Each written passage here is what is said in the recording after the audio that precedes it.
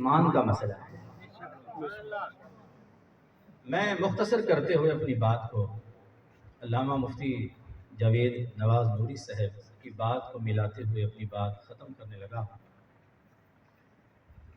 جب علامہ اشار امام احمد نورانی رحمۃ اللہ تعالی علیہ نے منکرین ختم نبوت کو کافر قرار دینے کے لیے آپ نے قومی اسمبلی میں قرارداد پیش کی تو اس وقت بہت شور اور ہنگامہ ہوا، تحریکیں چلیں کئی دن، آخر کار بل پاس ہوا اور قومی اسمبلی میں بحث شروع ہوئی۔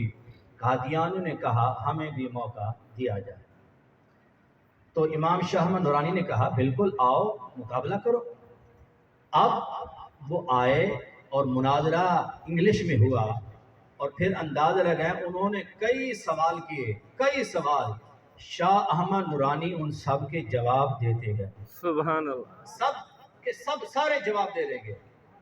آخر میں انہوں نے ایک کتاب رسالہ اٹھایا، تحذیر الناس، مولوی قاسم نانوتوی کا، کہا کہ جناب یہ دیکھیں اس میں اس مولوی نے لکھا ہے کہ اگر نبی کے زمانے میں یا نبی کے زمانے کے بعد کوئی نبی آ جائے تو اس سے خاتمیت محمد میں کوئی فرق نہیں آتا۔ تو جب یہ مولوی نے لکھا ہے تو پھر جھگڑا کس بات کا ہے؟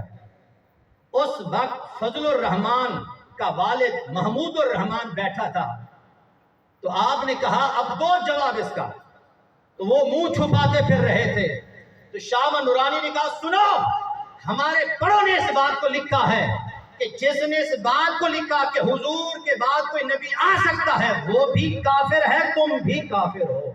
سبحان اللہ۔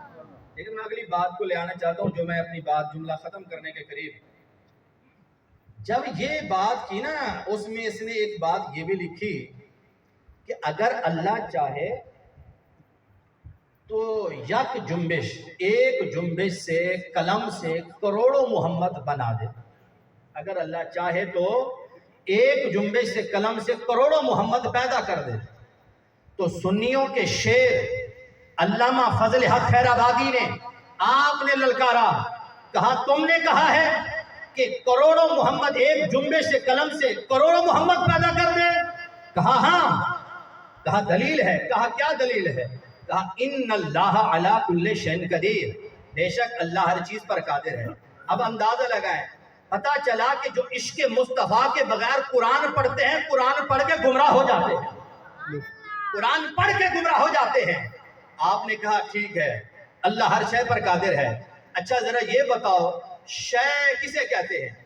اس نے کہا جو چیز موجود ہو وہ شے ہے، اور جو موجود نہ ہو وہ لا شے ہے، تو موجود جو ہوگی وہ شے ہے۔ آپ نے فرمایا ٹھیک ہے اللہ موجود ہے، اللہ تعالیٰ موجود ہے اپنی شیان شان کے ساتھ، کہا جی موجود ہے، اچھا یہ بتاؤ تو شے کا اطلاق اللہ پر ہوگا؟ کہا جی اللہ پر بھی شے کا اطلاق ہوگا، تو فرمایا ٹھیک ہے اب یہ بتاؤ جب ان اللہ علی کل شیء قدیر، اللہ ہر چیز پر قادر ہے، تو بتاؤ کیا اللہ دوسرا اللہ بنائے گا؟ کیا اللہ دوسرا خدا بنائے گا؟ تو وہ خاموش ہو گیا۔ آپ نے اب کہا توجہ کرنا جملے پہ، آپ نے فرمایا سن، اگر بالفرض رب اس محمد کے علاوہ کوئی اور محمد بنائے تو مجھے یہ بتاؤ کیا اللہ اسے ختم نبوت کا تاج پہنائے گا یا نہیں پہنائے گا؟ اگر نہیں پہنائے گا تو وہ محمد نہیں، اگر پہنائے گا تو ولیکن رسول اللہ و خاتم النبیین، یہ قرآن ہے اور قرآن کا فیصلہ ہے کہ رب نے ختم نبوت کا تاج آمنہ کے لال کو پہنایا ہے۔ اگر ختم نبوت کا تاج اللہ کسی اور کو پہنائے گا تو قرآن کا جھوٹا ہونا لازم آئے گا، اور قرآن جھوٹا ہو نہیں سکتا، رب دوسرا محمد بنائے گا نہیں۔ ارے سن، اللہ وحدہ لا شریک ہے اور محمد خاتم النبیین ہے۔ بے شک، سبحان اللہ، سبحان اللہ۔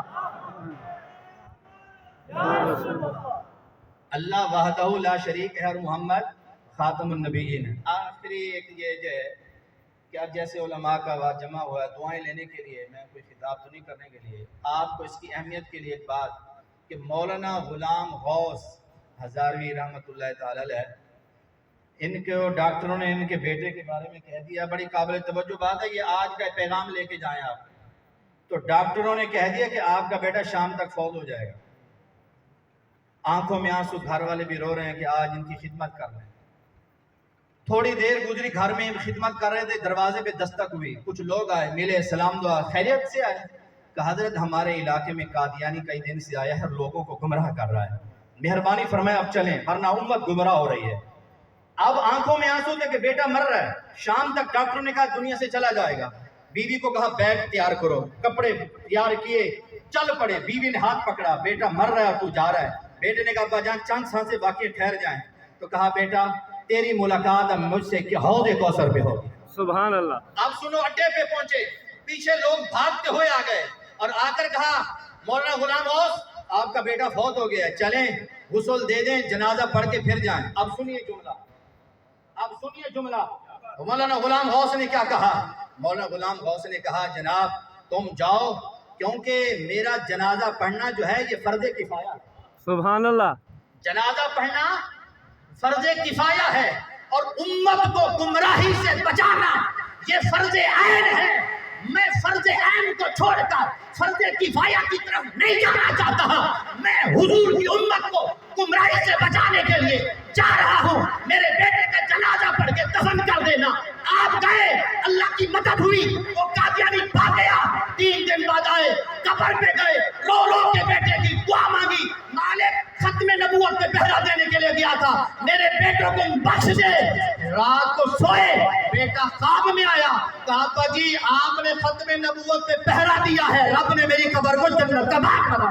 سبحان اللہ، سبحان اللہ۔ دیکھیں کتنی اس کی اہمیت ہے، اس لیے اور علماء اس حوالے سے آگاہی دیں گے تو جناب ختم نبوت کے مسئلے کو سمجھیں۔ قادیانی کافر ہیں، مرتد ہیں، ان سے دوستی حرام، ان سے رشتہ داری حرام، ان سے نکاح حرام، اور ساتھ ان کے ساتھ قربانیاں کرنا حرام، ان کے ساتھ ہر معاملہ کرنا حرام ہے۔ بچو خدارا یہ چکوں میں، شہروں میں، دیہاتوں میں ادھر ادھر پھیل گئے ہیں اور یہ دوستیاں کرتے ہیں اور عورتیں پیش کرتے ہیں، اور جو غریب ہوں ان کے ساتھ تعاون کر کے ان کے اپنے پاس لاتے ہیں۔